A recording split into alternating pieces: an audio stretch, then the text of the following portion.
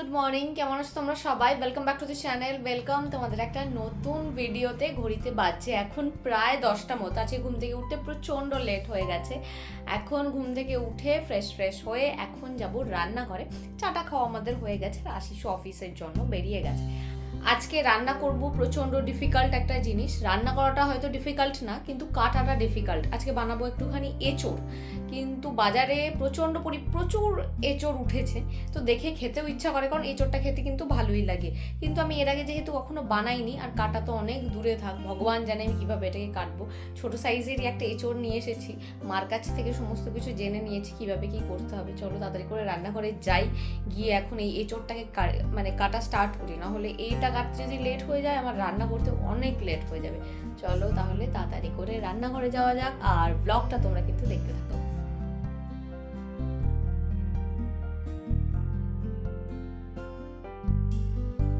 চলে এসেছি রান্নাঘরে। তবে রান্না বান্না শুরু করার আগে করবো আজকে একটা গুরুত্বপূর্ণ কাজ। দুদিন ধরে করব ভাবছি, কিন্তু বারবার দেরি হয়ে যাচ্ছে।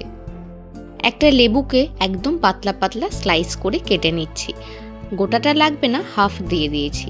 আর শশাটাকে আমি আগে থেকেই ভালো করে ধুয়ে রেখেছিলাম, এটাকেও 4-5টা মতো স্লাইস আমি এখানে করে নিচ্ছি, একটুখানি মোটা মোটা করেই। এরই সাথে নিচ্ছি একটুখানি আদা, যেটাকেও কিন্তু খোসা সমেত আমি এরকম সরু সরু করে কেটে নিচ্ছি। এর সাথে একটু পুদিনা দিলে ভালো হতো, তবে আবার পুদিনা আনতেই রোদের মধ্যে ছাদে যেতে হবে বলে আমি আর গেলাম না। বানাচ্ছি একটুখানি ডিটক্স ওয়াটার। এত প্রচণ্ড গরম এখানে পড়ে গেছে, দুবেলা করে এসি চালাতেই হচ্ছে। তবে সবসময় তো এসিতে থাকা সম্ভব না, আর তার সাথে সাথে আমাদের বেশি করে জলও খেতে হবে। এই ডিটক্স ওয়াটার কিন্তু গরমে প্রচণ্ড পরিমাণে উপকারী আমাদের শরীরের জন্য। শরীরকে খুব ভালোভাবে হাইড্রেটেড রাখে, আর তার সাথে সাথে কিন্তু আমাদের শরীরের যে এক্সট্রা টক্সিন থাকে সেটাকে রিমুভ করতেও হেল্প করে। ব্যাস, জলের মধ্যে দিয়ে দিলাম সমস্ত কিছু। ডিটক্স ওয়াটার এখানে একদম রেডি। এইবার কাজের ফাঁকে ফাঁকে অল্প করে করে একটুখানি খাওয়া, তাহলেই সমস্ত হয়ে যাবে। চলে এসেছি সেই একদম ডিফিকাল্ট কাজটা নিয়ে। সত্যি কথা, এটা কাটতে আমি প্রচণ্ড ভয় পাচ্ছি, কারণ আমাকে মা বলে দিয়েছে ভালো করে হাতে যদি সর্ষের তেল আমি মেখে না নিই, এমনকি যেটা দিয়ে কাটবো সেটাতেও, তা না হলে কিন্তু চারিদিকটা না পুরো আঠা আঠা হয়ে যাবে, আর এই আঠা ছাড়ানো প্রচুর নাকি মুশকিল। সত্যি কথা বলতে এই প্রথমবারের জন্য আমি এঁচোড় কাটছি। বিয়ের আগে তো এই সমস্ত নিয়ে কোনো দিনও ভাবতেই হয়নি যে কিভাবে এঁচোড়, ওই দাঁড়িয়ে দাঁড়িয়ে দেখতাম যখন এঁচোড় কাটা হচ্ছে, কিন্তু কোনো দিন নিজে থেকে চেষ্টাও করিনি। আজকে প্রথমবারের জন্য এঁচোড়টা কাটছি। তবে কাটতে গিয়ে না একটা জিনিস বুঝতে পারলাম, এঁচোড়টা মনে হয় পুরোপুরি এঁচোড়ে পরিণত হয়নি। যথেষ্ট শক্ত, এত শক্ত হওয়ার আমার মনে হয় না এত শক্ত হয় এঁচোড়, জানি না, আমি ভুলও হতে পারি। এঁচোড়টা কাটলাম, সাদা রঙের যে একটা কষ মতো বেরোয় সেটা বেরোচ্ছে, একটুখানি সাইডে রেখে দিলাম। আজকে একটুখানি পেঁয়াজ রসুন দিয়েই বানাবো, তাই এখানে আদা রসুন আর 3টে কাঁচা লঙ্কা দিয়েছি। কাঁচা লঙ্কাগুলো দেখতেই কাঁচা লঙ্কার মতো, তার মধ্যে কোনো ঝাল বা গন্ধ কাঁচা লঙ্কার কিচ্ছু নেই, তাই 3টেই দিলাম। এদিকে আমি মশলাটা আগে থেকে রেডি করে নিচ্ছি। 2টো টমেটোকে খুব ভালোভাবে পেস্ট করে নিয়েছি, তার সাথে আদা রসুন কাঁচা লঙ্কা বাটা, আর তার সাথে একটা বড় পেঁয়াজকে বেটে নিয়েছি। ব্যাস, মশলা আমার তো এদিকে রেডি হয়ে গেছে। এইবার এঁচোড়টাকে কেটে নেব। এঁচোড়ের সামনের যে আঠাটা ছিল সেটা ভালোভাবে চলে গেছে, আর আমি হাতে আরেকবার সর্ষের তেল মেখে নিয়েছি, কারণ মা বারবার করে বলে দিয়েছে সর্ষের তেল সবসময় হাতে একটুখানি মেখে নিবি। মশলাটা করছিলাম তো, সর্ষের তেলটা হাত থেকে একদম চলে গেছে। কি পরিমাণ যুদ্ধ যে এটা কাটতে গিয়ে আমি করছি সেটা শুধুমাত্র আমিই বুঝতে পারছি, তোমরা হয়তো দেখেও বুঝতে পারছো। ভয়ানক শক্ত, হয়তো এটা এখনও কাঁচা। আমি ছোট দেখেই নিয়ে আসলাম, ভাবলাম আমরা দুজন মানুষ, বেশি বড় লাগবে না। কিভাবে যে এটার খোসাটা আমি ছাড়াবো, সত্যি কথা আমার মাথাতে কিছুতেই আসছে না, কোনোভাবেই এর খোসা আমি ছাড়াতে পারছি না। বাড়িতে আশিসও নেই এখন যে ওকে একটুখানি বলবো হেল্প করে দে, ও থাকলে অবশ্যই আমাকে এটা ঠিকঠাক করে ছাড়িয়ে দিত। শেষমেশ অনেক যুদ্ধ করে একটুখানি পোর্শন আমি ছাড়াতে পেরেছি, তাও একদম এবড়ো খেবড়োভাবে ছাড়িয়েছি। একদম ভালো করে স্মুথলি আমি ছাড়াতে পারিনি, ছাড়ানো যাচ্ছেও না। আমি না যে পাত্রর মধ্যে রেখেছি এঁচোড়গুলোকে কেটে, সেই জলের মধ্যেও একটুখানি সর্ষের তেল দিয়ে নিয়েছি, তাহলে পাত্রটাও একদম আঠা আঠা হবে না। একটুখানি পোর্শন তো কাটা হয়েই গেছে, বাকি পোর্শনের যে খোসাটা আছে সেটাও ছাড়িয়ে নিয়েছি, একদম মোটা মোটা করেই ছাড়িয়েছি। ব্যাস, ভেতরটা কাটতে আমি জানি যে মাঝখানের শক্ত অংশটা ফেলে দিতে হয়, তারপরে কেটে নিতে হয়। যতটা সম্ভব না আমি পাতলা পাতলা করেই কেটে নেব এঁচোড়টা, যাতে তাড়াতাড়ি সেদ্ধ হয়ে যায়। কতক্ষণ সেদ্ধ করতে হবে সেটাও আমি ঠিকঠাক বুঝতে পারছি না। একদম সরু সরু করে এঁচোড়টা কেটে নিচ্ছি। কালকে যখন বাজার থেকে এঁচোড়টা নিচ্ছিলাম, আশিস বারবার জিজ্ঞেস করছিল, যদি তুই পারিস এঁচোড় বানাতে তবেই নে, না হলে কিন্তু নিস না। তবে বাজারে চারিদিকে এত এঁচোড়ের আনাগোনা, একটুখানি না নিয়ে সত্যিই পারলাম না। করিনি কোনো দিন, চেষ্টা করে দেখতে তো অসুবিধা নেই, তাই ছোট থেকে একটা এঁচোড় নিয়ে চলেই এসেছিলাম।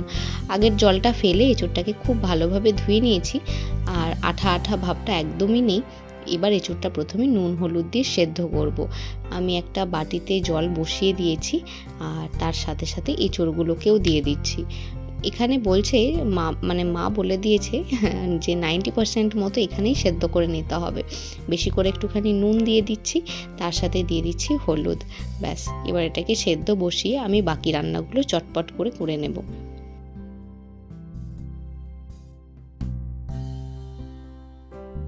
রান্না বান্না করা আমার সমস্ত হয়ে গেছে। প্রথমে তোমাদের এঁচোড়টা দেখিয়ে দিই।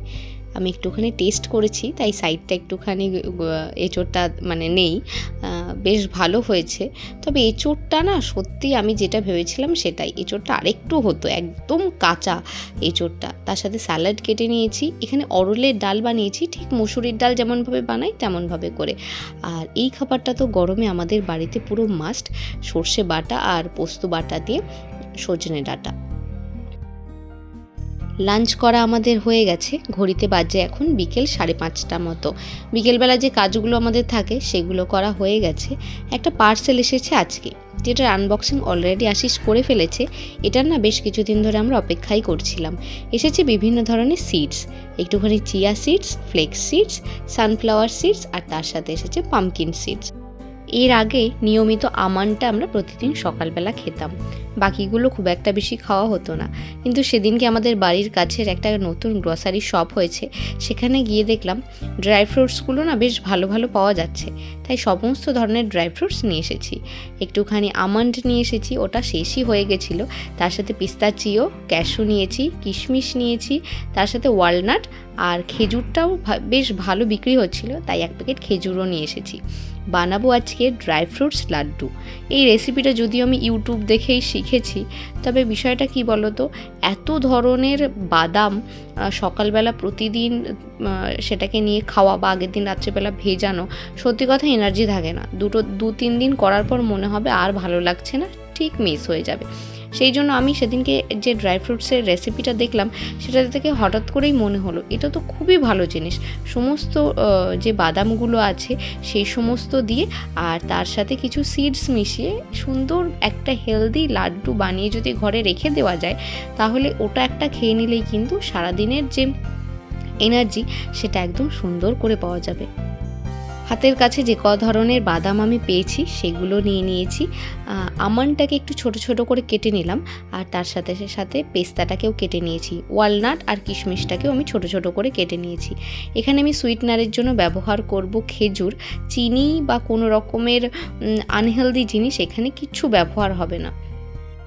লাড্ডুর মেন বাইন্ডিংয়ের কাজ করবে এখানেই খেজুরগুলো, আর একটুখানি খেজুর নিতে হবে, এটুকু খেজুরে হবে না। এদিকে সমস্ত বাদাম, খেজুর আর কিশমিশটাকে আমি ছোট ছোট করে কেটে নিয়েছি। যেহেতু আমি আজকে প্রথমবারের জন্য এটা বানাচ্ছি, তাই অল্প অল্প করেই প্রথমে নিয়ে বানিয়ে দেখছি। যদি ঠিকঠাক হয়, ঠিকঠাকভাবে তৈরি হয় এটা, তবেই বেশি বেশি কোয়ান্টিটিতে করে নিয়ে পরের বার আরও বেশি করে বানিয়ে নেব। তবে আজকে যে পরিমাণ আমি নিয়েছি, মিনিমাম 20টা লাড্ডু তো অবশ্যই হবে। যে সিডসগুলো আমি অর্ডার করেছিলাম সেগুলো 1 চামচ করে নিয়ে নিলাম, আর তার সাথে দিয়ে দিয়েছি একটুখানি ওয়াটারমেলন সিড, যেটা আগে থেকেই আমার ঘরের মধ্যে রাখা ছিল।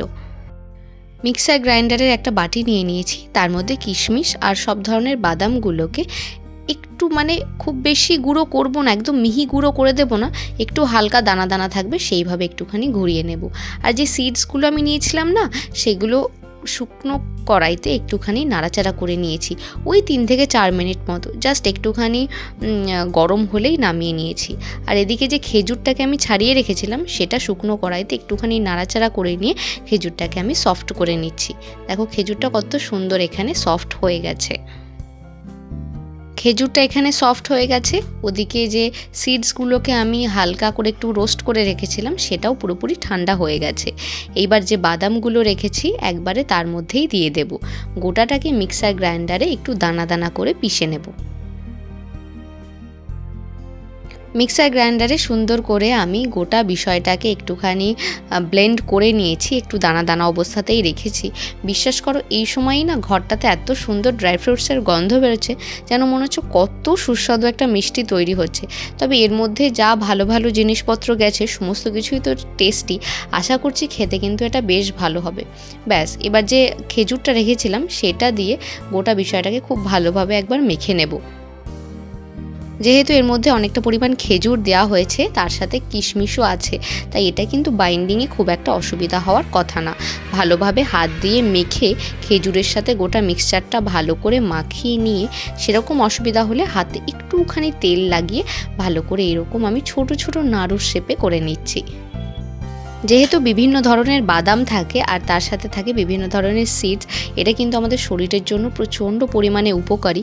একটা লাড্ডু প্রতিদিন সকালবেলা উঠে ব্রেকফাস্টের পর বা ব্রেকফাস্টের আগে খেয়ে নিলে সারাদিনের এনার্জির কথা কিন্তু আর কিছুই ভাবতে হবে না। আর যেহেতু বিভিন্ন ধরনের সিডস থাকে, আমাদের কোনো রকমের হেয়ার প্রবলেম বা স্কিন প্রবলেমও কিন্তু একদম দূর হয়ে যাবে। আর লাড্ডুটা খেতে কোনো অসুবিধা হওয়ার কথা না, কারণ এটা টেস্টে কোনো কম্প্রোমাইজ করেনি, অসম্ভব টেস্টি খেতে। তোমরা বাড়িতে বানিয়ে অবশ্যই খেতে পারো। আজকের ভিডিওটা কেমন লাগলো জানিও, দেখা হচ্ছে নেক্সট ভিডিওতে।